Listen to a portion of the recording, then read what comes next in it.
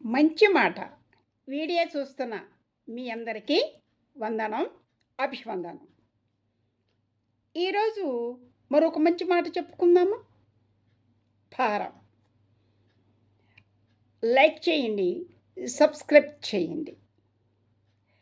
భారం దీని గురించి ఒక మంచి మాట ఈరోజు మనం చెప్పుకుందాం. కొన్ని విషయాలు మనకి తెలిసినవైనా కూడాను సమయానికి గుర్తురావు సుమా. అందుకే నా ఈ చిన్న ప్రయత్నాన్ని నా ఈ యొక్క ప్రయత్నం మీరు ఆస్వాదిస్తారని మనస్ఫూర్తిగా నమ్ముతున్నాను. మరి భారం సంసారం సముద్రంతో పోల్చారండి మన పెద్దలు. అవును, సముద్రం దాని లోతు ఎంతో, దాని చివరెంతో, అసలు సముద్రం ఈతటం అంటే అసలు ఏంటి? అది ఎవరు సాధ్యం కాదు కదా. సముద్రం గురించి మనకు తెలిసిందే కదా. మరి అలాంటి సముద్రంతో మన యొక్క సంసారాన్ని పోల్చారు. సంసారంలో ఎన్నో బరువులు, బాధ్యతలు ఉంటాయి. వాటిని మొయ్యటం అంత సులభమైన విషయం కాదండి. అందుకే నేను అంటున్నాను, మీ భారమంతా దేవుడి మీద వేయండి. మీరు రిలాక్స్ అవ్వండి. అంతా కూడాను గాడే చూసుకుంటాడు.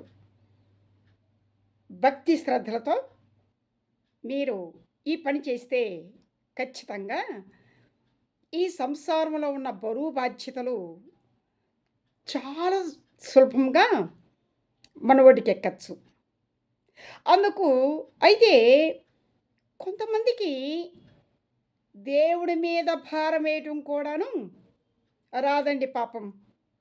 అందుకు ఒక చిన్న ఉదాహరణ చెప్పుకుందామా?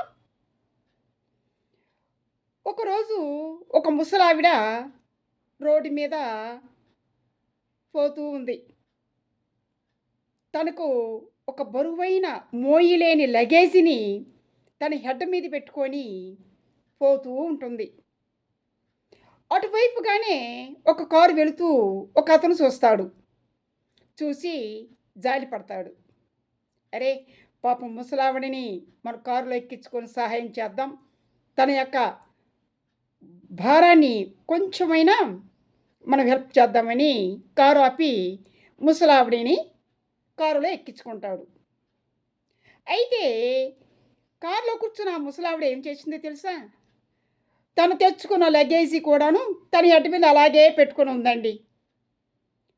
అది చూసిన కారు అతను, ఏమ్మా ఏంటి నీ తల మీద నీ హెడ్ మీద ఆ యొక్క లగేజీని దించి పక్కన సీట్లో పెట్టుకోవచ్చు కదా, మరి నువ్వు మోస్తున్నావు ఎందుకు అని అడిగాడట.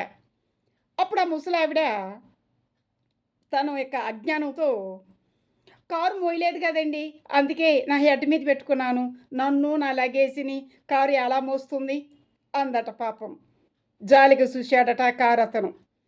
అలా అలా ఉంటుందండి. దేవుడి మీద భారం వేయమంటే వేయటం కూడా చేతకాని కొంతమంది అజ్ఞానులు. అందుకే నేను అంటున్నాను, దేవుడి మీద భారం వేయండి.